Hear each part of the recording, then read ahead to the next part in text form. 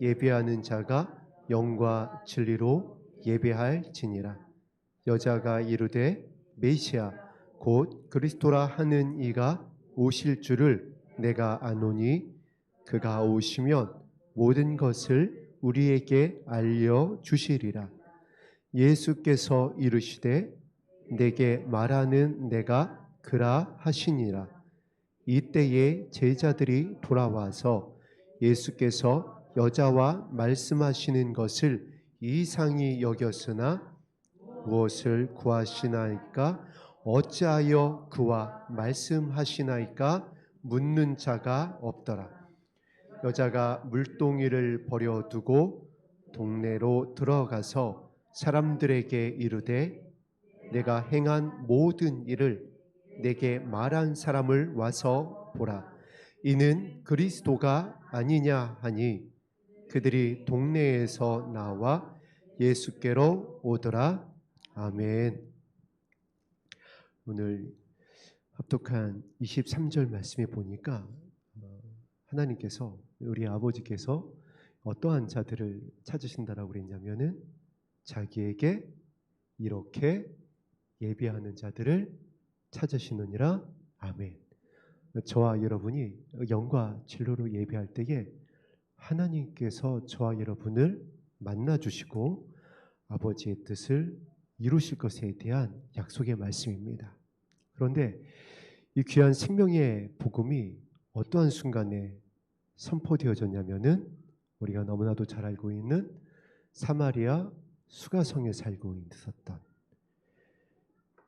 수가라 하는 동네에 살고 있었던 사마리아 여인, 남편을 다섯을 두었었던 유대인들이 개나 돼지와 같이 여겼었던 그와 같았던 여인을 만났을 때에 선포되어진 말씀입니다. 우리가 1월달 한 달 동안 어떤 말씀을 나누었냐면 지극히 작은 자에 대한 말씀을 나누었어요. 예수님께서 특별히 이 마지막 때에 이렇게 끼어있기를 소망하여서 예배 자리에 나와 있고 주의 오심을 기다리고 있는 저와 여러분에게 주셨던 말씀이 지극히 작은 자들에게 하는 것이 곧 나에게 하는 것이다. 그래서 옥합을 깨뜨렸었던 그 여인의 모습도 우리가 살펴봤습니다. 그리고 왜 이때에 이와 같은 일을 해야 되는지에 대해서 4주 동안에 걸쳐서 살펴보았어요. 그리고 오늘은 그러면은 실전인 것입니다. 어떠한 자가 정말 지극히 작은 자인지. 예수님께서는 예수님의 사역 내내 큰 자를 만나러 다니지 않으셨습니다. 예수님은 예수님의 사역 동안에 늘 작은 자들을 만나러 다니셨어요. 그래서 심지어 그와 같은 말씀을 듣기도 했습니다. 아니, 왜 너희의 선생님은 이와 같은 자들과만 식사를 하느냐? 그래서 예수님이 직접 말씀해 주셨습니다. 내가, 인자가 온 것은 이와 같은 자들, 지극히 작은 자들을 구원하기 위함이다. 저와 여러분이 지극히 작은 자였어요. 정말 지극히 작은 자였습니다. 저도 마찬가지입니다. 저는 저에게 있어서, 저의 인생에 있어서 아버지에 대한 기억이 없습니다. 저는 내놓은 자식이었어요. 그래서 고등학교 1학년 때는 제 스스로 신문을 팔아서 공부를 해야 됐어요. 아버지의 혜택을 전혀 받지를 못했습니다. 그러다가 폐결핵에도 걸려봤습니다. 정말 그 나이 때에 안 해본 일이 없어요. 정말 셀 수 없이 할 수 있는 모든 일을 다 찾아서 했었습니다. 그리고 생각해 보니까 갑자기 생각이 나네요. 근데 저에게 있어서 그와 같이 아버지는 별로 기억이 없습니다. 여러분도, 이 자리에 앉아 계신 여러분도 여러분의 삶 가운데 지극히 작은 자의 모습으로 살아오셨을 것입니다. 예수님이 아니면 살 수 없는, 예수님의 은혜가 아니면 소망이 없는 그와 같은 삶 가운데 있다가 은혜로 저와 여러분이 이 자리에 부르심을 받았습니다. 이 사마리아 여인은 우리의 모습이에요. 지극히 작은 자의 모습입니다. 그래서 저와 여러분에게 부탁하시는 겁니다. 제자들도 그와 같은 자들이었잖아요. 정말 지극히 작은 자들이었습니다. 밤이 맞도록 그물을 내려 물고기를 잡아야 살아갈 수 있는 그러한 자였어요. 세리였었습니다. 작은 자들이었어요. 기도 말고는 할 거 없이 없는 그와 같은 지극히 작은 자들이었습니다. 그러나 그런 자들을 예수님께서 제자 삼아 주셨고 그런 자들에게 양을 치라 부탁을 하시고 도망갔어도 모른다고 부인했어도 끝까지 사랑해 주시고 찾아와 주시고 회복시켜 주셔서 부탁하셨습니다. 내가 이렇게 너희들을 섬겼잖니. 그러니까 너희들도 서로 섬겼으면 좋겠다. 이것이 너희에게 가르쳐주는 새 계명이다. 아버지의 마음이다. 저와 여러분에게도 그래서 이 마지막 때에 동일하게 부탁하시는 겁니다. 지극히 작은 자들을 섬겨라. 내가 너희들 아버지가 되어 주었잖니. 내가 너희들의 보호자가 되어 주었잖니. 저에게는 아버지가 없어서 정말 하나님께서 저의 아버지가 되어 주셨어요. 부탁하시는 겁니다. 그리고 그 대표적인 인물 사마리아 여인. 남편이 5이었었고 그 5번째 남편도 사실은 내 남편이 아니다. 내가 의지할 대상이 아니다. 너를 보호해줄 수 있는 사람이 아니다.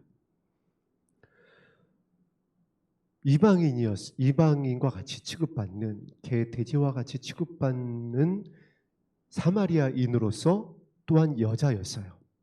남편이 5이라고 그럽니다. 정말 오늘날로 말하면 이제 막장 인생인 겁니다. 그리고 우리의 모습으로 이제 적용시키자고 한다면은 연약한 정말 지극히 작은 우리들의 모습이에요. 우리가 의지할 것을 찾고 있습니다. 정말 많이 찾았어요. 저도 예수님을 믿는다고 하면서 예수님이 아닌 또 다른 저의 보호자를 찾았었습니다.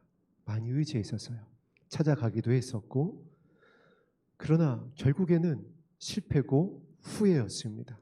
정말 예수님 이외에는 우리에게 선한 목자가 없습니다. 왜냐하면 선한 목자는 우리를 위하여 목숨을 내어주시는 것으로 증명해 보이신다라고 그랬어요. 이 땅에 있는 우리의 육신의 부모님조차도 때로는 우리를 모른다고 합니다. 생각해 보세요. 다윗의 아버지조차도 다윗을 정말 내놓은 자식 취급을 했어요. 성경이 말하고 있지는 않지만 여러 종황상을 봤을 때 다윗의 어머니는 이방 여인일 가능성이 매우 높습니다. 다윗의 어머니가 아니 다윗인데 어머니의 이름이 성경에 기록되어 있지 않아요. 그리고 다윗의 시편을 통하여서 자신의 출생에 대해서 이렇게 얘기하는 것을 보면 이방인일 가능성이 많아요. 왜냐하면 막내 다윗을 어떻게 그 사자가 나오고 곰이 나오는 그곳에 양을 치러 내보내냐라고요. 그리고 사무엘 선지자가 왔을 때 그 자리에 부르지 않았었던 이유가 도대체 무엇일까요?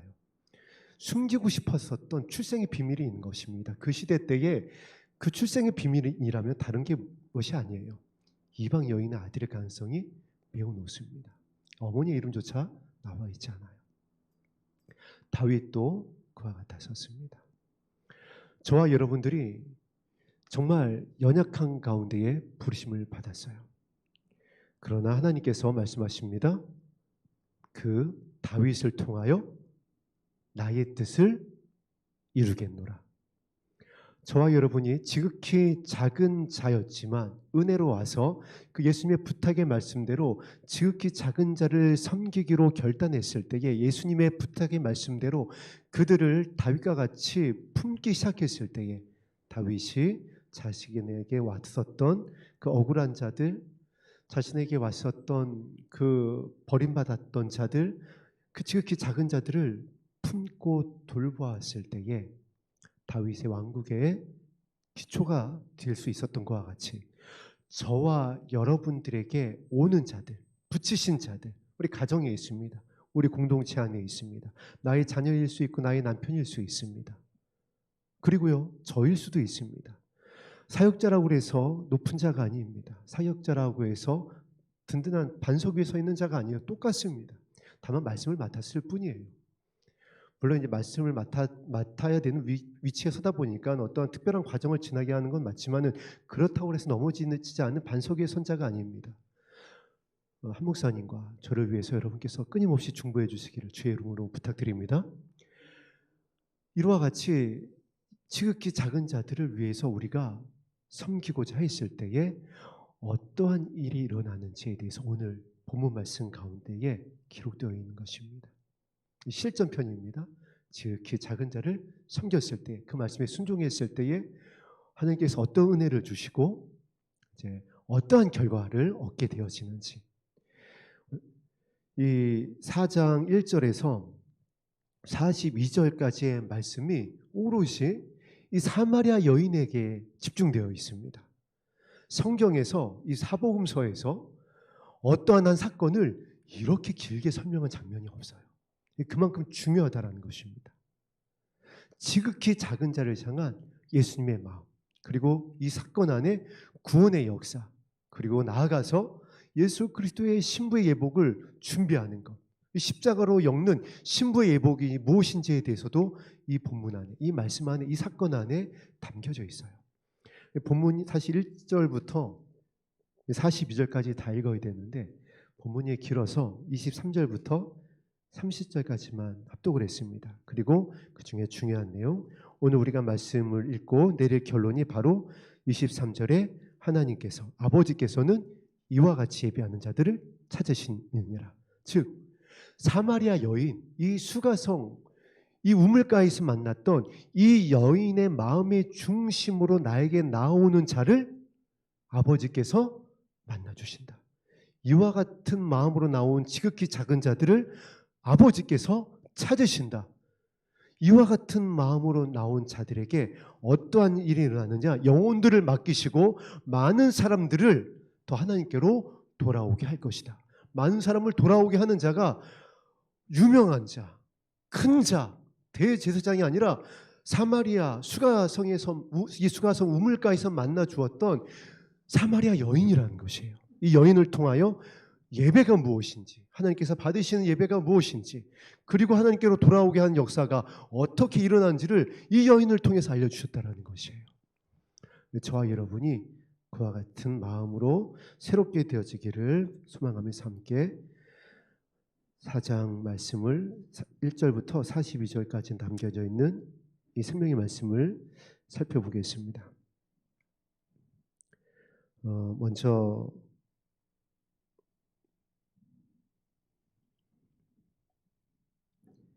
4장 19절 말씀입니다.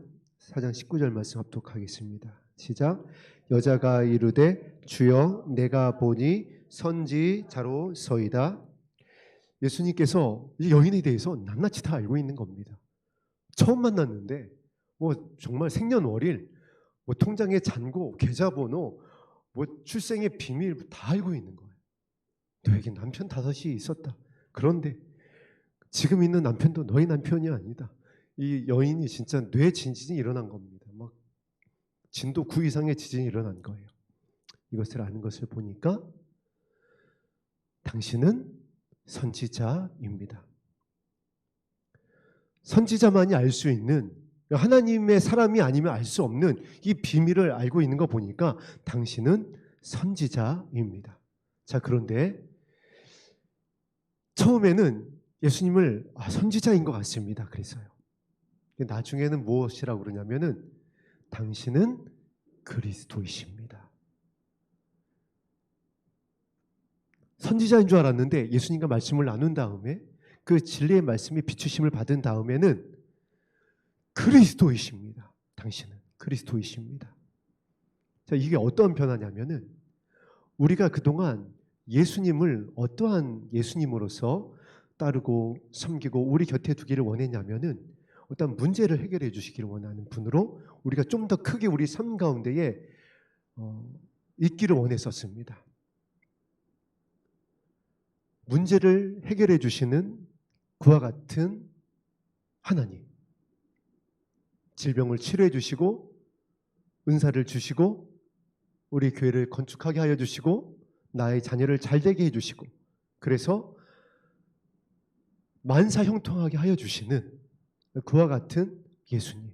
그런데 지극히 작은 자를 향한 이 마지막 때의 생명의 말씀을 깨닫고 예수님과의 교제 안으로 들어가서 그 마음의 비추심을 받으면 그 예수님이 어떠한 예수님으로 우리에게 이제 다가오시냐면은 오늘 수가성 이 사마리아인과 같이 그리스도이십니다. 예수님은 나의 신랑이십니다. 할렐루야. 이와 같은 마음으로 우리가 새롭게 되어져서 이 연휴 마지막 날 수요 예배 시간대에 이 자리에서 모여서 주님의 이름을 부르고 있습니다. 다른 이름이 아닌 구원을 주시는 이름, 다른 은혜를 주시는 이름이 아닌 우리에게 생명의 은혜를 주시는, 나와 내 자녀를 영원한 하나님의 나라에 들어가게 하여 주시는 선한 목자 되시는 우리의 신랑 되시는 예수 그리스도의 이름으로 우리가 부르고 있어요. 그 여인의 변화가 오늘 본문 안에서 흐르고 있는 것입니다. 선지자가 아니십니까?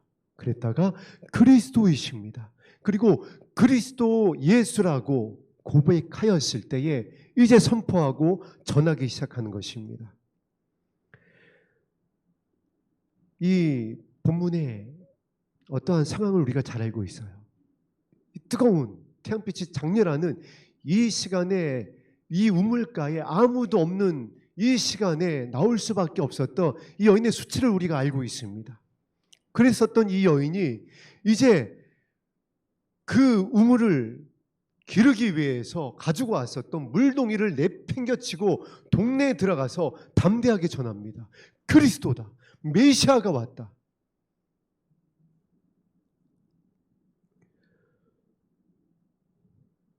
그리고 이렇게 결론이 맺게 되어집니다. 42절 말씀, 4장 42절 말씀 합독합니다. 시작.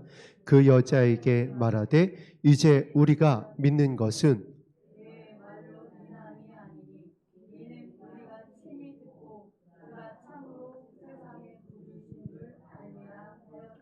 아멘.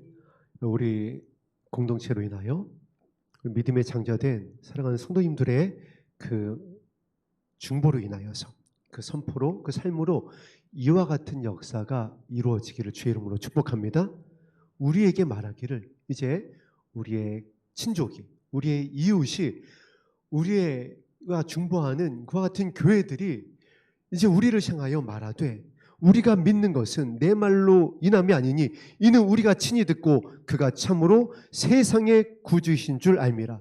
이것이 이렇게 적용이 되는 겁니다.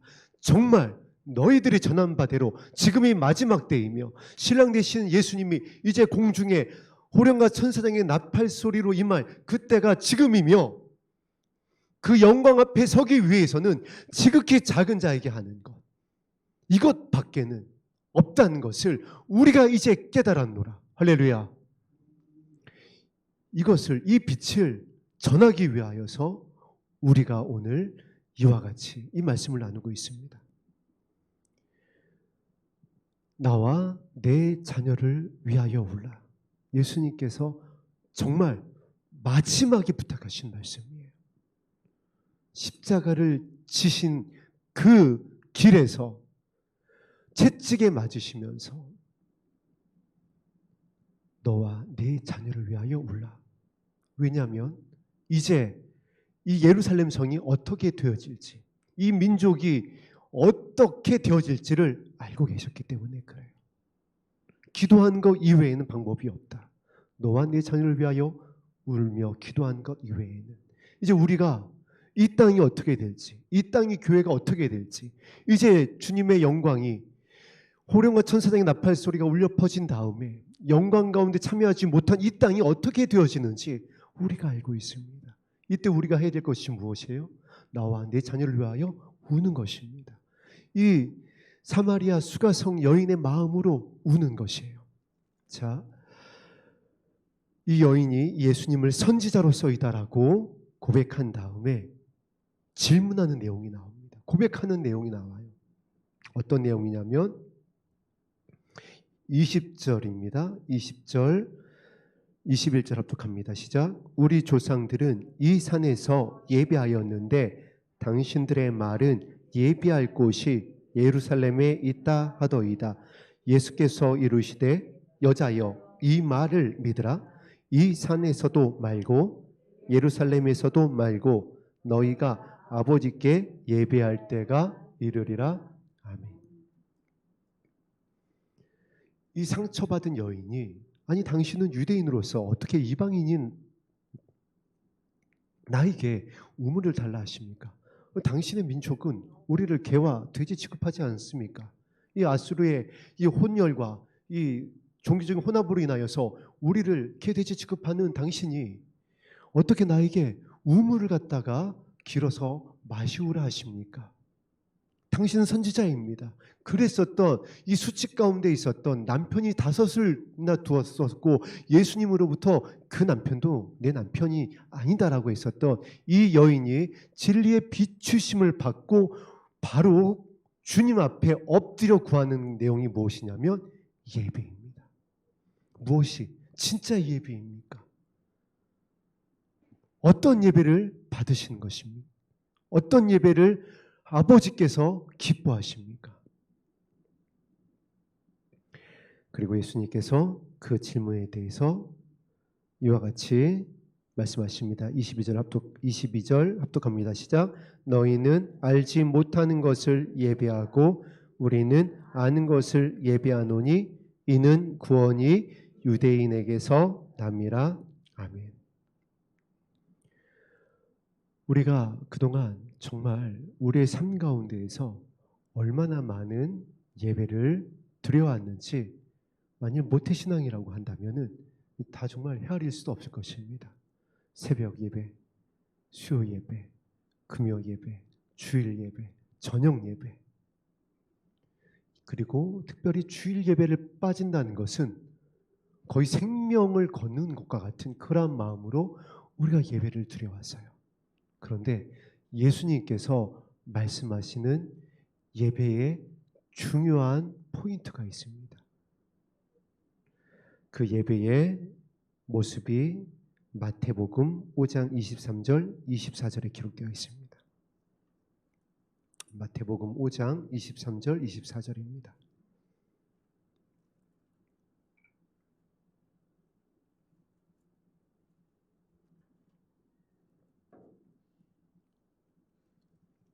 마태복음 5장 23절 24절 합독합니다. 시작. 그러므로 예물을 제단에 드리려다가 거기서 내 형제에게 원망 들을 만한 일이 있는 것이 생각나거든 예물을 제단 앞에 두고 먼저 가서 형제와 화목하고 그 후에 와서 예물을 드리라. 제단에 우리가 예배자로 엎드릴 때 하나님께서 보시는 모습이 무엇이냐면 지극히 작은 자를 섬기고 왔느냐 그렇지 않느냐라는 것을 보시겠다라는 거예요.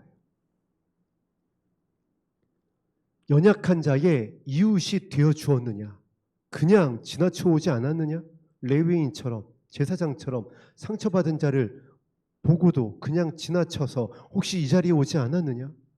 내 가정에 내 자녀와 남편과 아내의 마음을 아프게 하고 이 자리에 오지 않았느냐? 얼만큼 머리부터 발끝까지 단정하게 왔는지를 보시겠다라는 것이 아니에요. 헌금의 액수를 보시겠다라는 것이 아닙니다. 봉사의 크기를 보시겠다라는 것도 아니고요. 얼만큼 일찍 나왔느냐라는 보는 것도 아니라는 겁니다. 이 자리에 나올 때에 내가 너에게 부탁했었던 내 이웃에게 어떻게 하고 왔느냐를 보시겠다라는 거예요.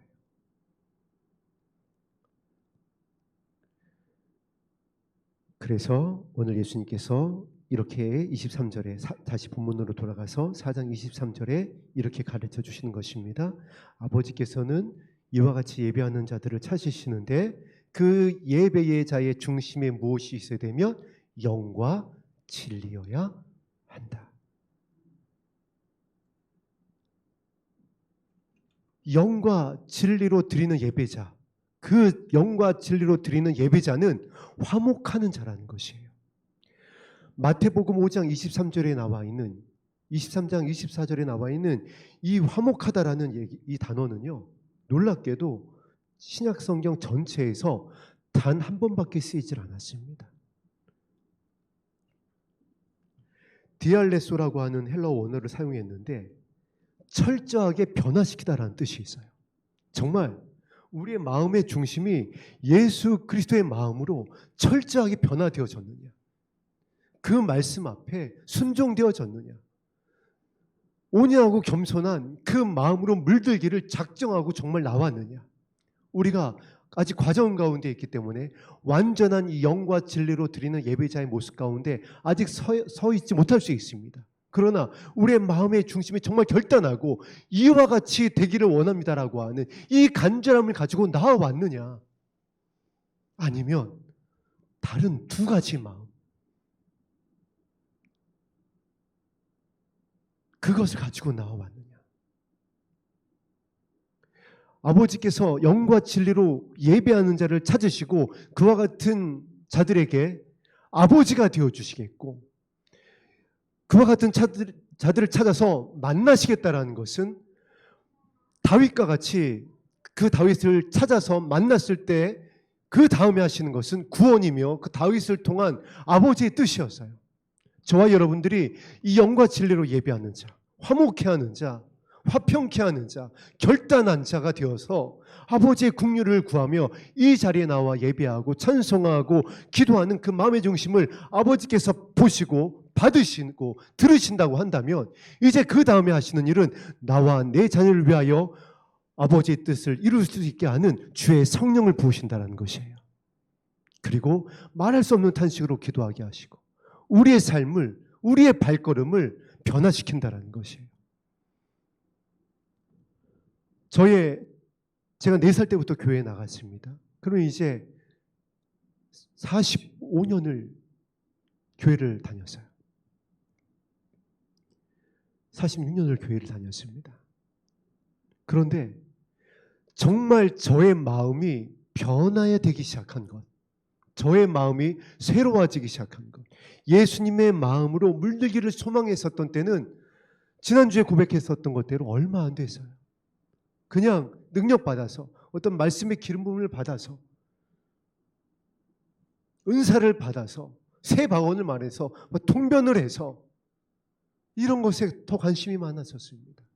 물론 이것도 영혼을 향한 하나님의 뜻을 이루기 위한 방법으로서 구한 것임은 분명합니다. 그러나 정말 진짜 하나님께서 찾으시는, 들으시는 그 예배자가 되어서 예수 그리스도의 마음으로 변화되어져서 오늘 요한복음 5장 42절에 나와 있는 대로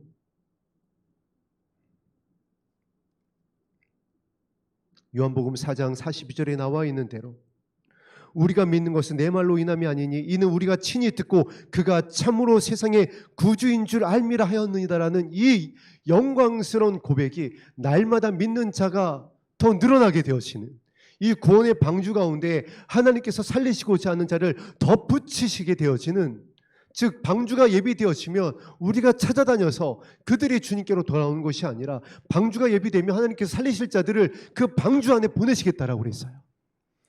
그렇게 되어지는 이 영광스러운 하나님의 역사가 일어나게 되어지는 것은 우리의 마음이 새로워졌을 때입니다. 우리가 지극히 작은 자를 섬기기 시작했을 때예요. 그리고 그렇게 결단하고 주님의 긍휼을 구했을 때입니다. 그렇게 됐을 때 어떠한 것에 우리가 집중하게 되어지냐면은 예배에 대해서 집중하게 된다는 거예요. 이 자리에 나와서 드리는 그 예배를 넘어서 우리의 삶이, 우리의 마음이 아버지께 드려지는 것에 대해서 집중한다는 것이에요. 에녹과 같이 하나님과 동행하는 것이 무엇인지, 정말 십자가로 엮어서 예수님을 끝까지 따르는 그 본질이 무엇인지 그것에 집중하게 된다는 것이에요. 이전에는 다른 것에 좀 더 관심이 많았습니다. 이전에는 보이는 것에, 사라질 것에 조금 더 간절히 기도했었어요. 그런 것들이 사라지고 그런 것들이 응답되어지지 않으면 하나님이 나를 버렸나? 나는 좀 덜 사랑하시나? 이와 같은 의심, 구원에 이르기까지 나는 들림받지 못하나 여기까지 나아갔었습니다. 그리고 이와 같은 신앙의 믿음의 본질이 우리에게 선포되어지고 제시되어졌을 때는 어떻게 한다라고 그랬죠? 요한복음 6장에 나와 있었던 것처럼 다시는 예수님을 따라가지 않겠습니다. 그것은 어렵습니다. 우리가 그것은 어렵습니다. 받아들일 수가 없습니다. 내가 어떻게 저자를 사랑하고, 내가 어떻게 저자를 섬기고, 내가 어떻게 이 아내를, 남편을, 이 부모를 내가 나에게 어떻게 했는데 저 이웃을 내가 어떻게 저를 사랑합니까? 이것은 주님께서도 나에게 요구하지 마세요. 그래서 주님께서 이와 같이 십자가를 지신 것입니다. 우리가 아직 죄인 되었을 때에, 우리가 아직 죄인 되었을 때에 십자가에서 우리를 향한 아버지의 사랑을 확증하셨느니라. 우리 연약함을 아시기에 철저하게 십자가에서도 찔림을 당하셨습니다. 우리의 악함을 아시니까 철저하게 예수님의 제자에게 팔리셨고요. 우리의 연약함을 아시기에 예수님께서 물과 피를 다 쏟으셨습니다. 용서하셨습니다. 그리고 부탁하시는 것입니다. 내가 이렇게 섬겼잖니. 그러니까 너희도 서로 섬기는 것이 마땅하니라. 우리가 이웃에 대해서 생각하면은 범위가 넓어지니까 힘들어질 수가 있어요. 인류에 대해서, 나라와 민족에 대해서. 아니요, 예수님께서 너와 내 자녀라고 이 마지막 때에는 한정 지어 주셨어요. 여러분 멀리 가지 않으셔도 괜찮습니다. 나와 내 자녀입니다. 나와 내 자녀라고 한 것에 대한 의미를 말씀드렸었죠. 남편이고요. 내 부모입니다. 특별히 내 자녀를 부탁한 것은 내 자녀에게는 내가 본인이 되어주지 않으면 내 자녀에게는 구원의 소망이 끊어질 수 있기 때문에 특별히 자녀에 대해서 부탁하신 것입니다. 내 자녀에게 대해서 내가 진짜 영과 진리로 예배하는 그 믿음의 본을 보이지 않으면요, 자녀들은 하나님께로 절대 돌아올 수 없습니다. 왜냐하면 이 아이들은 반항을 하게 돼 있어요. 아버지는, 어머니는 그렇게 하지 못하면서 왜 나한테는 그렇게 하라고 그래요?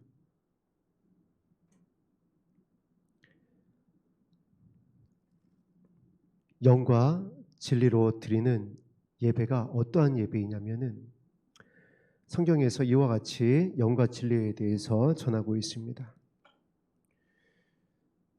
예수님을 이와 같이 요한복음에서 가르쳐 줬습니다. 은혜와 진리가 충만하신 분이다. 내가 곧, 예수님께서 직접 말씀하셔 주셨습니다. 내가 곧 길이요 진리요 생명이다. 진리가 너희를 자유케 할 것이다. 예수님의 영에 대해서 진리의 영이다, 진리의 성령이다, 진리로 거룩함을 얻게 될 것이다. 이것이 영과 진리로 예배할 것이다 라고 했었던 성경에서 공통적으로 사용되어진 단어들이에요. 피누마, 알레데이아라는 단어입니다. 이것이 영과 진리예요. 그리고 이 영과 진리의 단어가 어디에서 만나냐면은 화목이에요. 마태복음 5장 22절 23절입니다. 그리고 이것이 어디에서 증거가 되어지냐면 오늘 본문 말씀입니다. 이 여인을 자유케 한 것. 예수님께서 이 여인을 어떻게 자유케 했죠? 6번째 남편을 붙여주셨나요? 아니라는 거예요. 영과 진리로 다가와 주셨어요. 이 여인이 영과 진리로 이 지극히 작은 여인을 섬겼을 때, 예수님께서 그 수치를 가려줬을 때 이 여인이 담대하게 선포합니다. 주는 그리스도이십니다. 지금도 많은 사람들이 의지할 것을 찾고 있습니다. 심지어는 예수 그리스도의 신부가 되었다라고 하는 성도들조차 아직도 6번째 남편을 찾고 있어요. 그래서 예수님께서 부탁하셨습니다. 주가 여기 있다 저기 있다 하여도 그들을 쫓지 말라. 자꾸 사역자를 의지해요. 자꾸 교회를 의지해요. 자꾸 은사자를 찾아가려고 그래요. 자꾸 무엇이 나타나고 풀어지고 이런 곳에 가서 있으면은 구원을 받을 수 있는 것처럼 그곳을 찾아가려고 합니다. 그러다 또 뭐가 안 맞으면 또 옮겨가요. 또 뭐가 채워지지 않으면 또 더 큰 곳으로 가려고 합니다. 더 최신 정보를 찾으려고 그래요. 이것은 예수님께서 말씀하신 대로 5번째 남편도 네 남편이 아니다라는 그 말씀이에요. 너희들이 찾고 있는 그곳은 너희들이 의지할 바도 아니고 너희들의 구원을 주는 이름도 아니야. 그 장소도 아니야. 나에게로 온 것이 아니야. 너희가 찾고자 하는 목마르지 않게 하는 샘물을 주는 것은 너희들을 구원에 이르게 하는 것은 영과 진리야. 예수 그리스도의 마음이야. 나 이외에는 다른 것이 없어.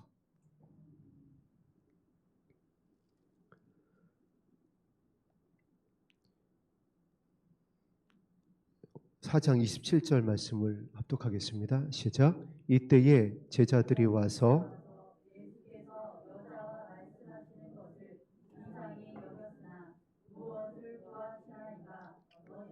그와 말씀하시나이까 묻는 자가 없더라. 이 내용이 오늘 본문의 내용이 이 사마리아 여인의 이 내용이 얼마나 많은 것을 담고 있는지 27절에도 나와 있습니다.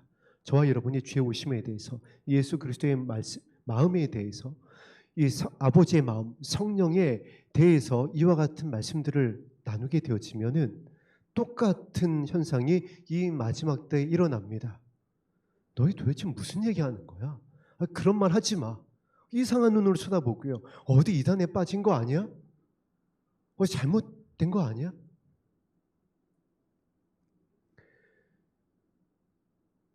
그러나 이 말씀이 우리 가운데에 비춰지고 그 생명의 말씀이 진리인 것이 이렇게 드러나게 되어집니다. 34절을 합독합니다.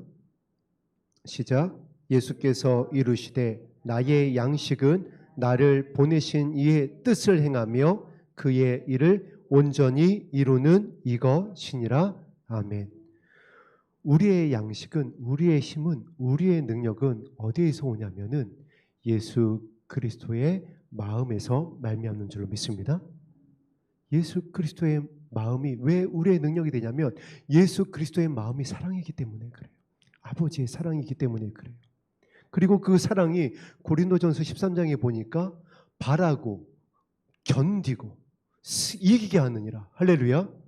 예수 그리스도의 마음이 우리의 생명과 능력, 참된 음료와 양식이 되어서 우리를 예수님을 끝까지 바라보고 새하늘과 새 땅을 끝까지 놓치지 아니하고 바라보고 그리고 그 나라를 바라보고 이 땅에서의 환난, 지금 환난을 우리가 지나고 있습니다. 증교로서의 환난을 지나고 있습니다. 가정에서, 사회에서, 나라에서 지나고 있어요. 전 세계에서 지나고 있습니다. 그것 가운데서 승리하게 하고 믿음에서 떨어지지 않게 하는 것 오직 예수 그리스도의 마음이다. 그래서 예수님께서 이 마음을 제자들에게 심어주시고자 제자들이 예수님을 배반하고 자리싸움하고 예수님을 떠나고 있을 때에도 예수님께서는 그들을 끝까지 사랑하시니라.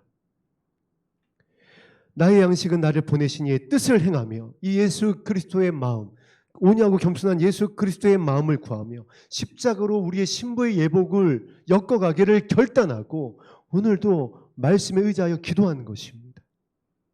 그렇게 주님을 따라가는 것이에요. 그러면 세상에서는 믿는 자들조차 우리를 향하여서 졌는지라고 이상하다. 뭐 하는 거냐? 왜 이렇게 밀어나냐? 그럴 수 있습니다. 우리가 나누는 말씀을 무슨 말씀을 나누는지 도대체 모르겠다라고 하는 성도들도 있어요. 힘들어하는 그와 같은 반응들을 보입니다. 그러나 이와 같은 뜻을 행하면 그의 일을 온전히 이루게 되느니라. 할렐루야. 주님의 영광 앞에 서게 될 것이라는 것이에요.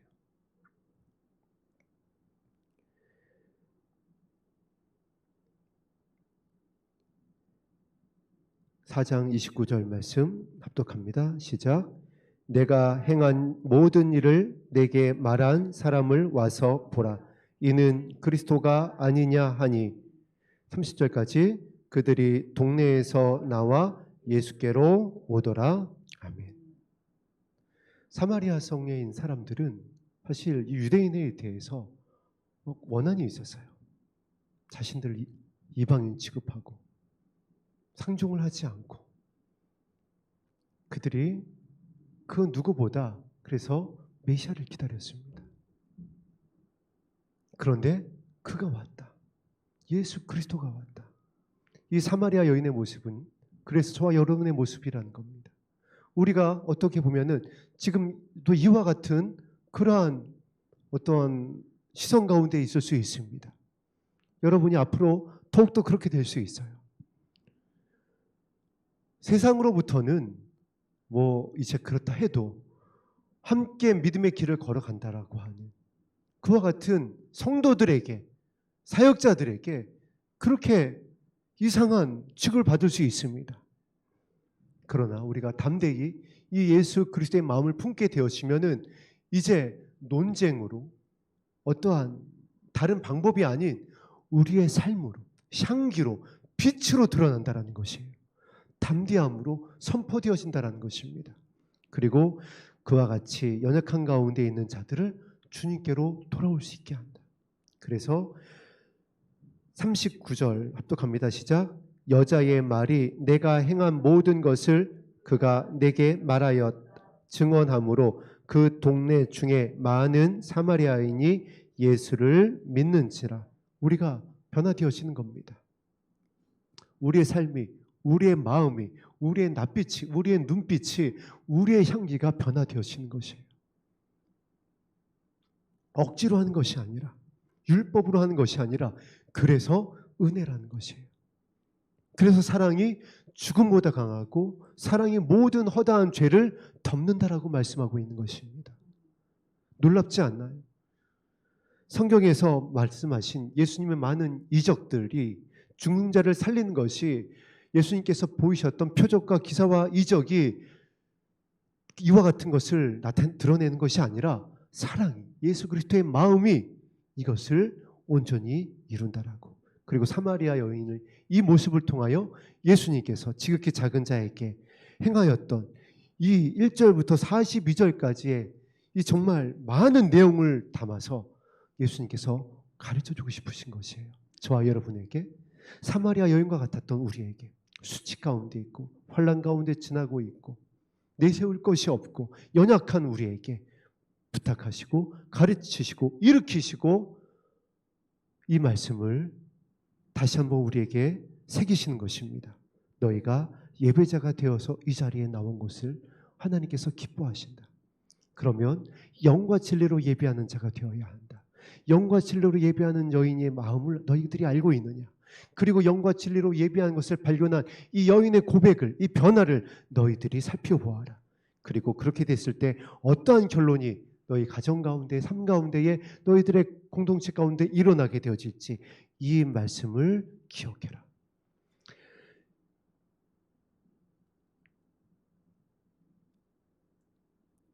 (41절에는) 이렇게 기록되어 있습니다. 예수의 말씀으로 말미암아 믿는 자가 더욱 많아서. 이 말씀이 이 지극히 작은 자를 향한 이 마지막 때에 주시는 이 예수님의 말씀이 영혼들을 살릴 것이다라는 것에 대해서 예수님께서 알려주고 계십니다. 다윗이 연약한 자였습니다. 정말 지극히 작은 자였어요. 그런데 그 지극히 연약했었던 다윗이 계시록에서는 예수님이 이렇게 말씀하십니다. 천국 열쇠를 다윗의 열쇠를 가지신 이. 근데 다윗의 어머니는 성경에서 아예 기록조차 되어 있지 않습니다. 근데 다윗의 고조모는 누구라고 그랬죠? 기생 라합입니다. 심지어 증조모는 누군가요? 과부였던 룻입니다. 이방 여인들이었어요. 성경에서 여호와의 총회에 들어오지 못할 것이라고 했었던 이방 여인들이었습니다. 그랬었던 여인이 다윗의 고조모가 되고 증조모가 되었습니다. 지극히 작은 자였었던 다윗이 천국의 열쇠의 이름으로 거론되어지는 영광스러운 자녀가 되어졌어요. 저와 여러분이 지금 이 길을 걸어가고 있습니다. 여러분 천국 열쇠를 가지길 원하시나요? 그렇다고 한다면 이 다윗과 같이 지극히 작은 자였던 우리의 연약해 있었던 데를 기억하고 지극히 작은 자를 선대하게 되기를 주님의 이름으로 부탁드립니다. 그 자들을 하나님께서 찾으시고 계십니다. 그 자들을 향하여 그들이 드리는 예배가 영과 진리로 예배하는 자들의 모습이다. 그 여인의 모습이 바로 예수님께서 직접 가르쳐 주셨던 지극히 작은 자들을 찾아 나섰던 자들의 모습이었고요. 그 여인의 모습이 향유옥합을 깨뜨렸던 여인의 모습이었습니다. 그리고 그 여인을 직접 찾아 나섰던 이 사마리아 여인을 직접 찾아 나서셨던 예수님의 모습이었고 저희들에게 부탁하고 있는 예수님의 가르침입니다.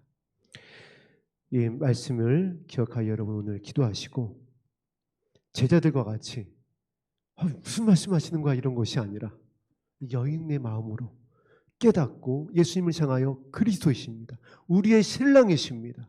그리고 십자가로 엮는 신부의 예복을 준비하여서 영광의 날에 주님 앞에 함께 서게 되기를 주의 이름으로 축복합니다. 오늘 함께 들었던 찬양 279장 찬송 한음 함께 합심하여 기도하는 시간 갖겠습니다.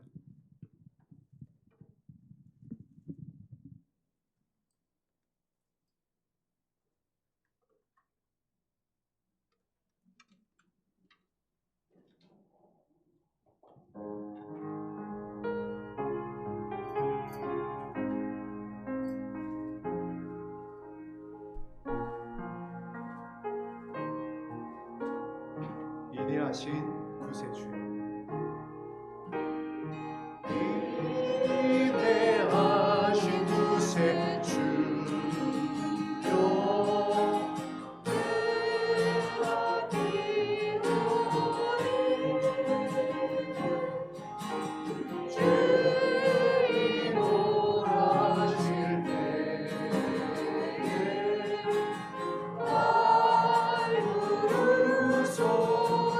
자비하신 보좌 앞에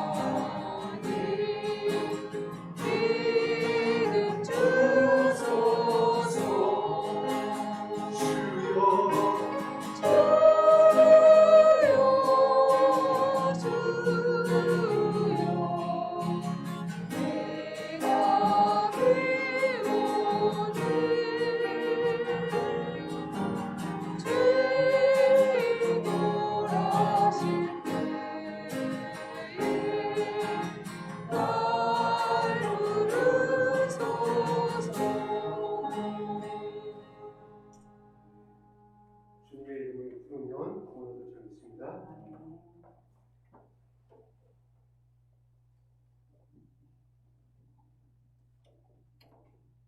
참 이게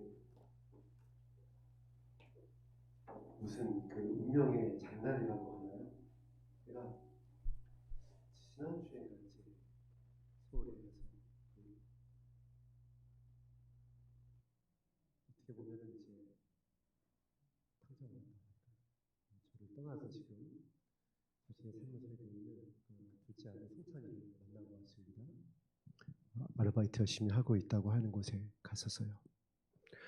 그런데 공교롭게도 그 아이가 일하고 있는 곳이 합정역이더라고요. 깜짝 놀랐습니다. 합정역이 지하철 2호선인데 왜 깜짝 놀랐냐면은 제가 그 아이 나이 때 신문 팔았던 곳이 합정역이에요. 거기에 한국어린이재단이라는 곳이 있었고 거기가 본부였어요. 거기에서 자고 일어나서 신문을 팔고 들어왔었던 역이 합정역입니다. 근데 그 아이가 거기서 알바를 하고 있었어요. 그리고 이제 조금씩 변화되어지고 있는 이 아이가 이제 토요일 날 왔다가 가고 주일 날 하루 자고 가고 세배를 못 하니까 일을 나가야 된다고 해서 영상으로 세배를 하겠다고 카카오 그 무슨 얘 아이가 그 영상 통화가 안 되는 아이폰인가 그걸 가지고 있어가지고 카카오로 하면 영상 통화를 할 수 있다고 그거로다가 영상 세배를 한다고 연락을 하고 그래서 고마워서 심사임당 4분을 보내줬습니다. 내가 다시 하나님께로 돌아오기까지 아빠 나에게 교회 나오라는 얘기 하지 말라고 하고 믿음을 떠났었던 이 아이가 이제는 뭐 돌아올 날을 이 아이도 준비하고 있습니다. 내가 조금만 내일 하다가 아빠한테 와서 아빠를 돕겠다. 그리고 내가 나의 하나님을 찾겠다. 하나님을 믿지 않는 것이 아니다. 부정하는 것이 아니다. 내가 좀 해결해야 될 것이 있어가지고 그러니까 조금만 더 기다려달라. 그랬던 이 아이가 그리고 저를 3년 전에는 굉장히 경멸의 눈빛으로 보았던 이 아이가 지금은 세배하겠다고 영상통화를 하는 이 마음으로 부드러워질 수 있었던 것은 여러분과 쭉 말씀을 나눴듯이 저도 이 말씀에 순종되어지기를 결단했기 때문에 그래요. 이 아이가 받은 상처를 제가 보호해주지 못했을 때에 지극히 작은 자를 섬겨주지 못하는 부모가 되어주지 못하고 율법적인 부모였을 때에는 이 아이가 분노해 있었습니다. 유리창도 깨부수고 그랬던 이 아이가 지금은 아빠의 일을 와서 돕겠고 나의 하나님을 찾을 것이고 영상으로 세배하겠다고 하는 따뜻한 아이로 새롭게 되어졌어요. 뭐 일하는 곳에서 그 사장이 가게 하나 내어줄 테니까 같이 끝까지 가자고 그러고 있다라고 합니다. 근데 그 이유를 가서 보니까 그렇게 주변에 있는 친구들을 잘 섬겨준대요. 사랑이 주음보다 강한 줄로 믿습니다. 여러분들이 정말 예수 그리스도의 사랑으로 나와 내 자녀를 위하여 울면 반드시 사랑으로 열매를 맺습니다. 물론 과정은 눈물을 흘려야지 돼요. 정말 눈물을 많이 흘려야 됩니다. 그러나 그 결론은 기쁨으로 단을 거두게 됩니다. 그리고 지난달인가 여러분에게 함께 기도 부탁을 드렸었던 제 사촌 여동생이 정말 3개월여 만에 드디어 일반 병실로 옮겨왔습니다. 기적입니다. 죽을 고비를 몇 번을 넘겼어요. 너무 힘들어서 이 아이가 그만 치료받겠다고 할 정도로다가 정말 그런 시간을 갖다가 지나서 일반 병실로 와서 이제 재활 치료를 앞두고 있습니다. 함께 기도해 주시고 걱정해 주신 성도님들께 감사를 드립니다. 그러면서 부탁을 드립니다. 여러분 백신은 맞지 마세요. 의사들조차도 이제 양심 선언을 하고 있습니다. 백신은 안전하지 않습니다. 국제사법재판소에서까지 판결이 났죠. 백신은 전 세계를 향한 사기입니다. 절대 백신은 맞지 않았으면 좋겠습니다. 그러면 백신을 맞은 분들은 어떻게 하냐? 또 그 백신 맞은 분들을 향하여서 막 정죄하고 뭐 짐승의 편이 어쩌냐 하면서 구원을 잃은 것처럼 말씀하시는 분들이 있습니다. 그런 분들에게 제가 예수님 말씀대로 하자면은 그야말로 사탄아 뒤로 물러가라 합니다.